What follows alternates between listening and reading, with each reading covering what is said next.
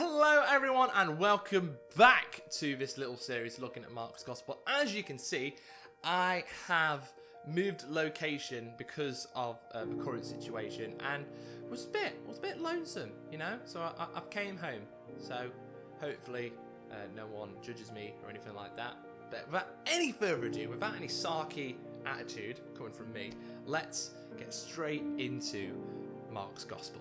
The last time we saw our amazing Jesus, he went to the synagogue and he spoke with authority, not like the scribes, and then he drove out an unclean spirit from a person, and everybody was amazed. And we're going to pick up right now from verse 29, and it says this. It says, "And immediately he left the synagogue and entered the house of Simon and Andrew with James and John." So as we can see from this is that Jesus has performed this great sign in front of people, and he goes straight from the public right into the private with his closest companions. So as I spoke about last time, I'm just picturing the 4 disciples at this point. The other 8 could very easily be here, but just so it helps me and it may possibly help you, I'm just picturing Simon, Andrew, James and John.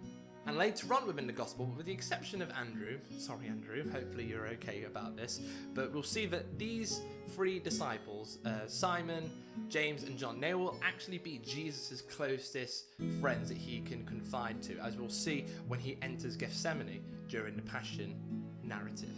But moving on to verse 30, very quickly, it says, "Now Simon's mother-in-law lay ill with a fever, and immediately they told him about her." Simon's mother-in-law. Peter was married!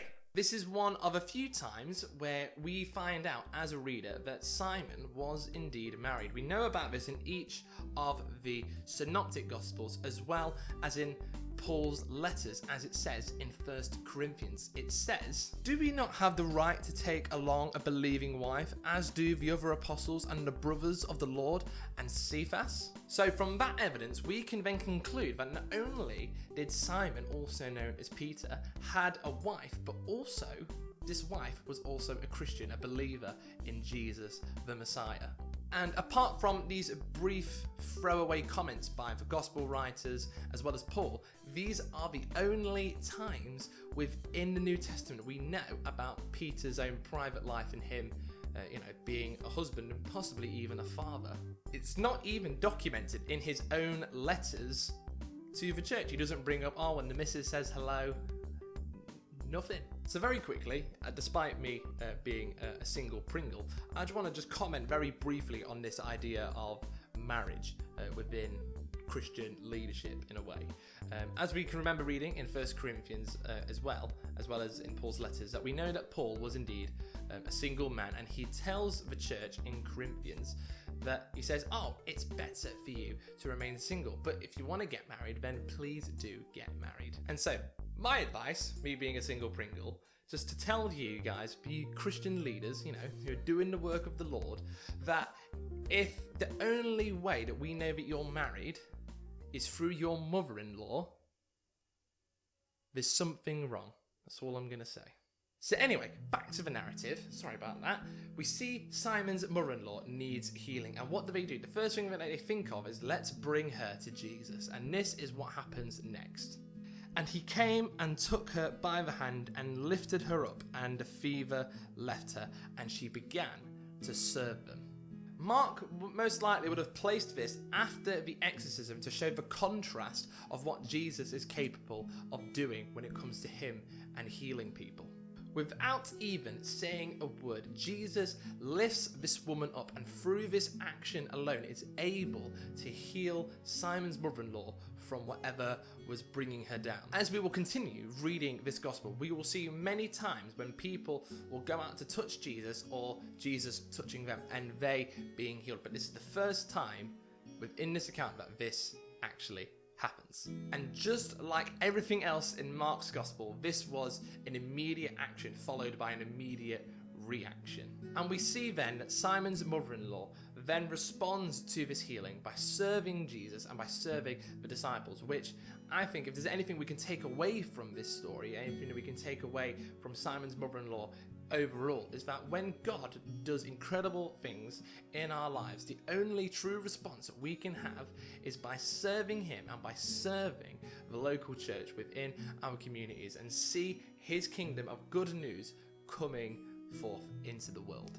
Carrying on from verse 32, it says, that evening at sundown they brought to him all who were sick or oppressed by demons, and the whole city was gathered at the door. And he healed many who were sick with various diseases and cast out many demons. And he would not permit the demons to speak because they knew him. Who are they? In the original Greek, it's implied that it's people in the surrounding area, which isn't a very far-fetched conclusion to come up with, really, if you think about it. They would have been bringing people who were ill of various diseases, as it's already said, and also people with unclean spirits, as we have seen within this chapter already. So it's not hard then for us to conclude that Jesus would have done exactly the same things that he did for the person with the unclean spirit as well as Simon's mother-in-law, but for all of these people coming to the door. We see here that Mark differentiates the two of people with the unclean spirits and people who are physically unwell, as Jesus touches the people who were physically unwell, people that needed a healing, and he commands the demons to leave those people. We will see throughout this entire gospel the type of illnesses that people have and how Jesus responds to this. We'll see people with leprosy, people with blindness, people who can't walk, and we'll see Jesus conquer every single one of these, as well as death, if I'm not mistaken. Again, Jesus tells the demons to be quiet because they know who he is. And as we referred to last time, I'm talking about the messianic secret. Oh, there it is again. Fun times. Have fun editing that, Curtis. They have already recognized him as the Holy One of God, and they will continue recognizing him for who he truly is. But as we've already said, he doesn't want people to know who he is at this point within the gospel. So he's telling them to keep a lid on it. Moving on now to verse 35, it says this, and rising very early in the morning, while it was still dark, he departed and went out to a desolate place, and there he prayed. And Simon and those who were with him searched for him, and they found him, and said to him, everyone is looking for you. And he said to them, let us go on to the next towns, that I may preach there also, for that is why I came out. And he went throughout all Galilee, preaching in their synagogues and casting out demons. Jesus knew the importance of having one-to-one time with God. If there was any person in the history of the world who can get away with not praying to God, most likely it would be Jesus. But as a Christian, I can confess that Jesus came to this world to not only save us from the things that we've done wrong, but also set the example for us as well on how we should be living our lives dedicated to God.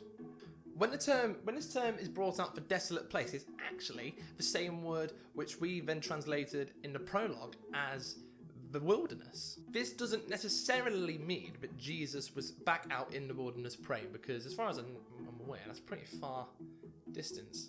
Someone please correct me again if I am wrong on that one. What it could mean is perhaps it's to emphasize how Israel was dependent on God during the 40 years walking through the wilderness, and this place of isolation, this place of solidarity by Jesus being on his own in the dark within this time of being on his own. It's his time to have one-to-one conversation with God and see how he can bring this kingdom of good news to the world. Now, if only there was a point where I could apply being on your own in isolation and still bringing good news to the world. If only there was some way I could apply that. I've no clue.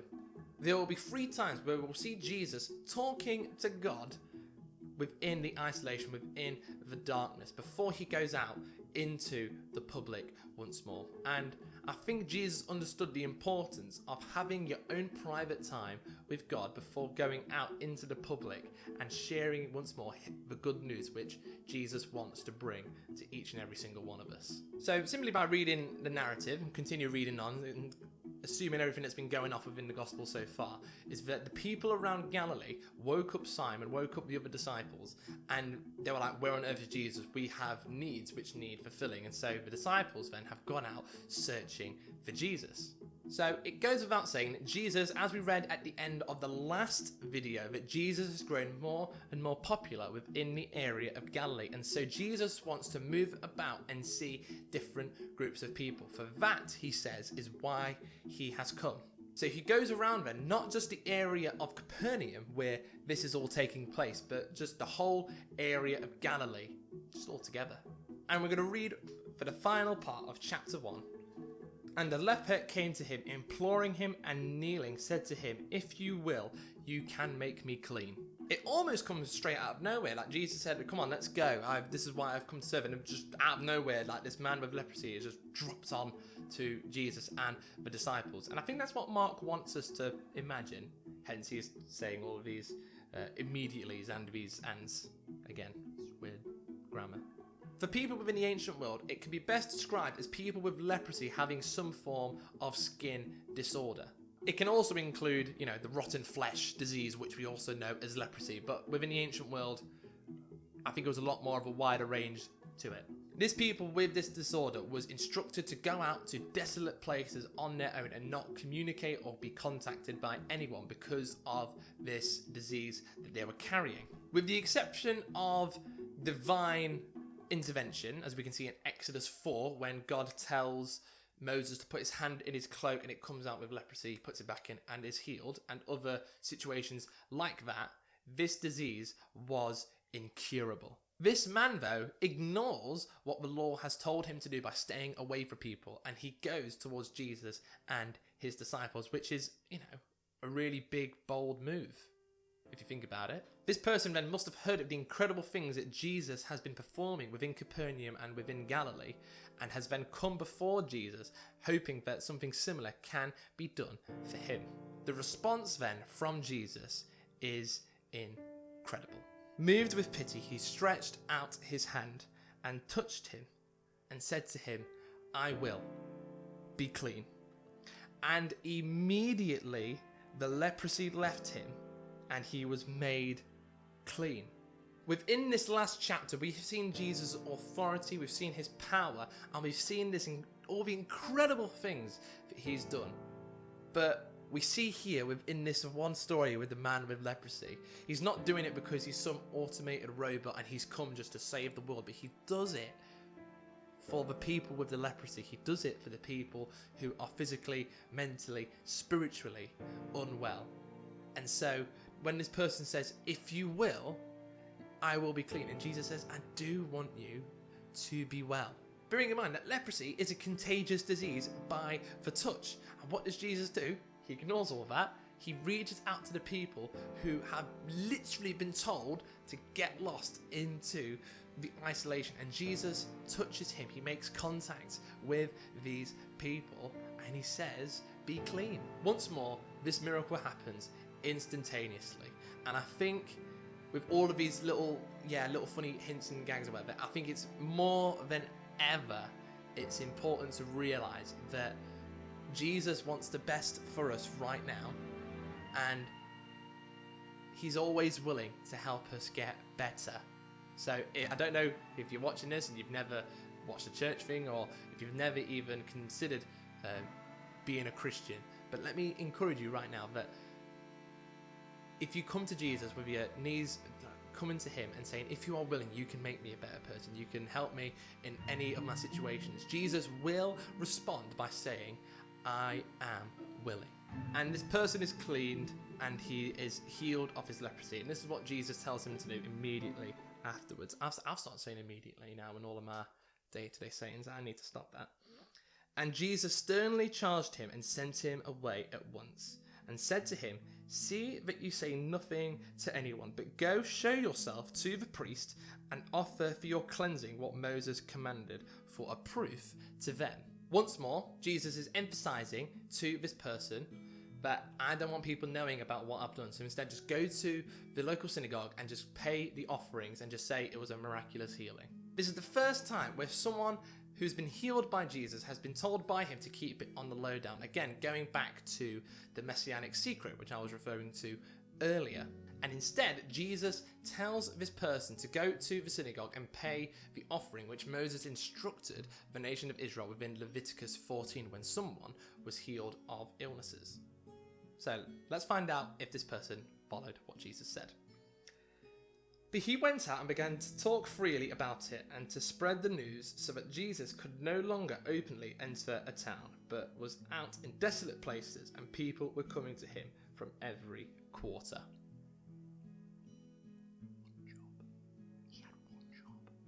Much like when something good happens to us, like if I, open my pocket and I find that there's a £5 note in there, or even a 20, heck, even a 50, the first thing that I would do is tell everyone about it. Much like how this person who's been cleaned of the leprosy is now going about and telling people the incredible things that Jesus has done for him. It's nothing really that we can regard as a sin. I mean, bearing in mind, like Jesus, who is God incarnate, has told someone to not tell anyone, and he's literally done the exact opposite. So is it a sin? I don't think so, because in church on a Sunday morning we are constantly told by the incredible church leaders and as well as the pastors and preachers to tell people of the good things that Jesus has done for us. So I don't think for this person who's now been healed of the leprosy is not a bad thing, really. I don't know, let's have a debate about it if you feel otherwise. This is done then in a rhetoric manner to show the power of the miracle as well as the authority of the miracle maker as well. Within the confines of the story, however, this is not what Jesus wanted. As I've already said, the dude had one job. He had one job. Come on, man. If it was what he wanted to do, Jesus would have told him to go out and tell everybody, but he didn't. So the last thing he wanted to do was tell everyone what happened, and now he's super duper famous within the area of Capernaum and the Galilee. To conclude then on this whole chapter, what we can take away from Jesus. We know that Jesus has come into this world to bring forth the good news, and in a way we kind of see what this good news entails. What this good news looks like then for people within the first century is that people who are physically, spiritually, emotionally unwell, and people going about their daily lives thinking, is there more to life than this? And Jesus responds to that by saying, yes, there is. Follow me and I will make you a fisher of people. And this is all done through having faith within Jesus, the Messiah, the Son of God. And that is the reflection of what the kingdom of God is all about. For the rest of the gospel, we are going to see Jesus be in conflict with the religious leaders within this time. And we're going to see how these two, butt heads on certain ideas and certain ideologies within the remainder of the gospel. And not only that, but we're also going to see how he shakes the social norms which would have been acceptable within the world of ancient Israel in the first century. And that's it. That is the first chapter of Mark.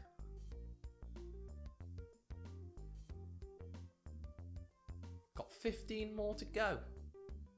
If you've got any questions, anything you want to comment on, then please do let me know, either within the comment section on the YouTube, or you could just message me privately on the Instagram, because as far as I'm aware, this is also now available on Instagram TV. So that is sick. More audience participation. It's good. But hopefully you've taken something away. Guys, I hope that you're staying safe within this unprecedented time, as I've already said quite a number of times already. But hopefully you're staying safe, you're doing well, and I just pray that you continue to thrive within this time of solidarity and isolation. God bless to you all, and hopefully I will see you next time. Goodbye!